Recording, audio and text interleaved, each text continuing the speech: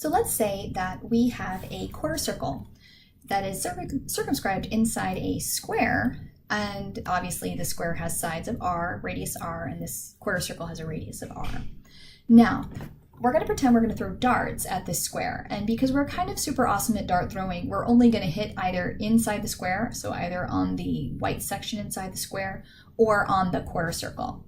Now, using Monte Carlo analysis, we can actually do something kind of cool using dart throwing. So first of all, we know that the area of a quarter circle is going to be pi r squared over 4, and the area of that square is r squared.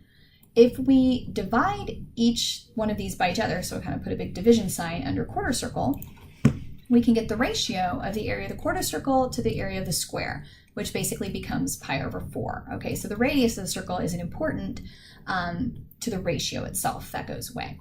Now, if we're talking about throwing darts, the amount of time that we hit the blue area instead of the white area is going to be the exact same thing as the ratio of the area of the quarter circle to the area of the square. So if I threw a bazillion darts, I would have, say, quarter circle number of darts here and square number of darts in total. Does that make sense? So if I had a million bazillion darts, all the darts would be within the square, but the percent that are in the quarter circle is going to be the same percent that's related to the area of the quarter circle. I guess that's the only way to say it. So basically what I can say is the number of hits, if I consider this a hit, over the number of attempts is going to be that same pi over 4 ratio.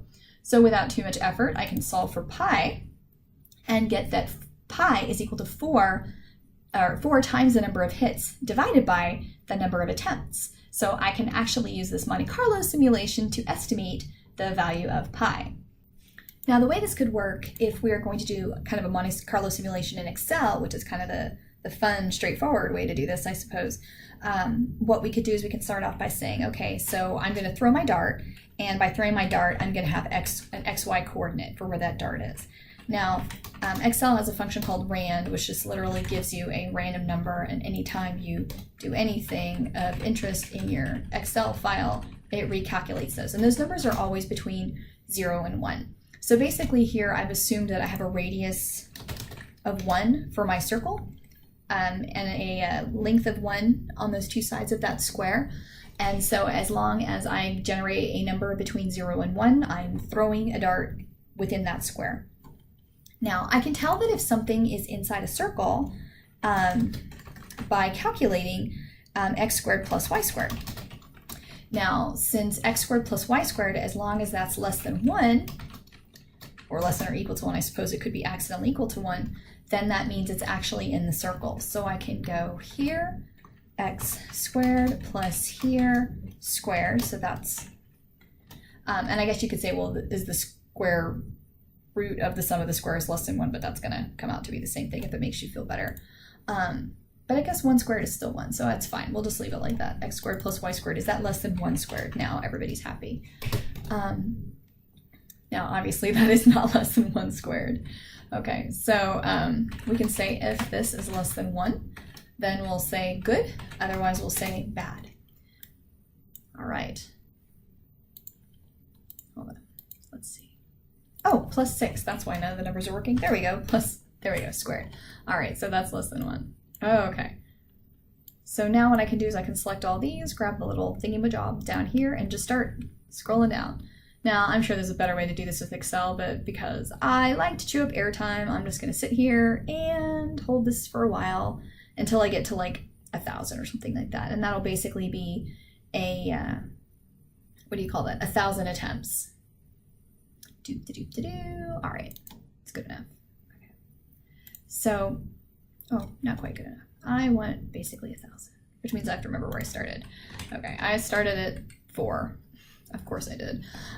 So there's 3 extra. Well, you know what I can just do? I can count 1, 2, 3, 4, scroll down, double click, and it populates all the way down. Okay, so I have 1,153 attempts. There's no magic number of attempts to make this work.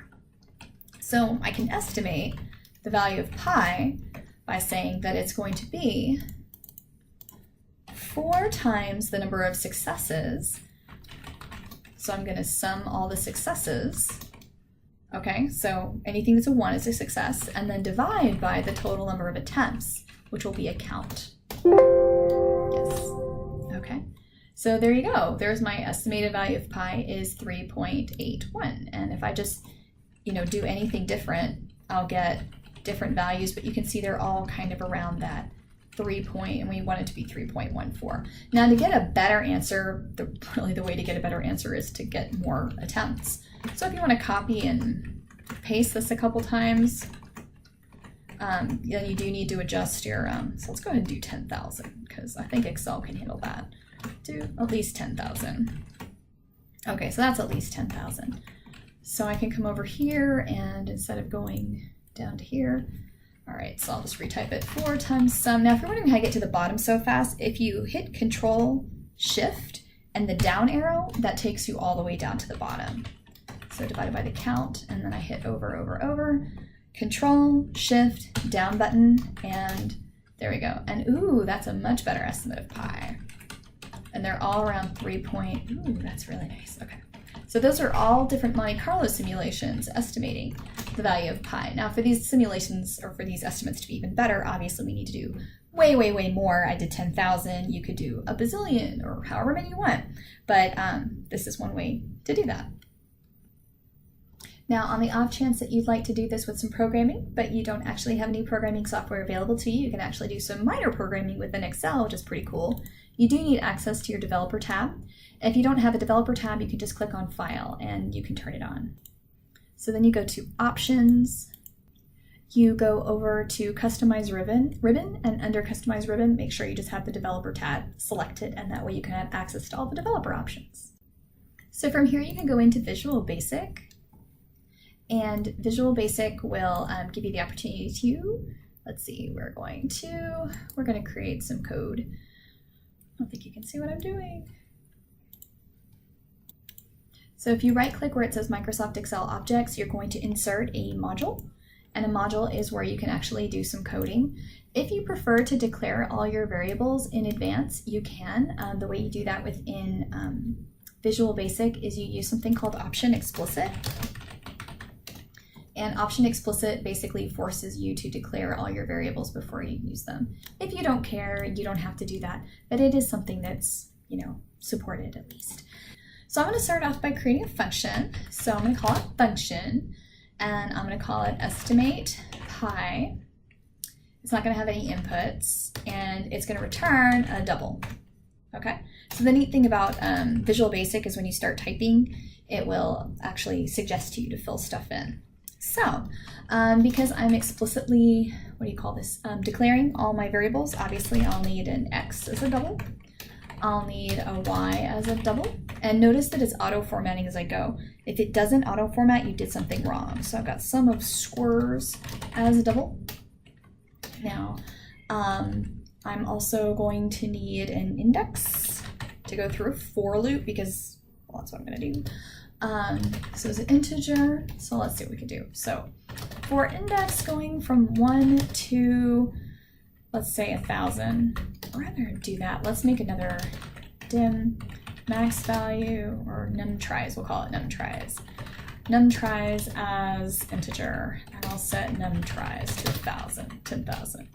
That way I can say num tries here. We end every for with the next, okay. So for index going from 1 to num tries, I'm going to generate a random number. Now, not MATLAB, Visual Basic is pretty cool. So if I start typing, say, an R, and I'm like, round, and it doesn't do anything. So if it doesn't auto-format, that's not a thing. And I'm like, random number generator. I don't know what this is. So if I type in R and hit Control Space, it will list all the R potential words I could be putting in here. So if I come down here a little bit, eventually I'll see R and D. So R and D is a function. So X equals R and D, and then Y equals R and D.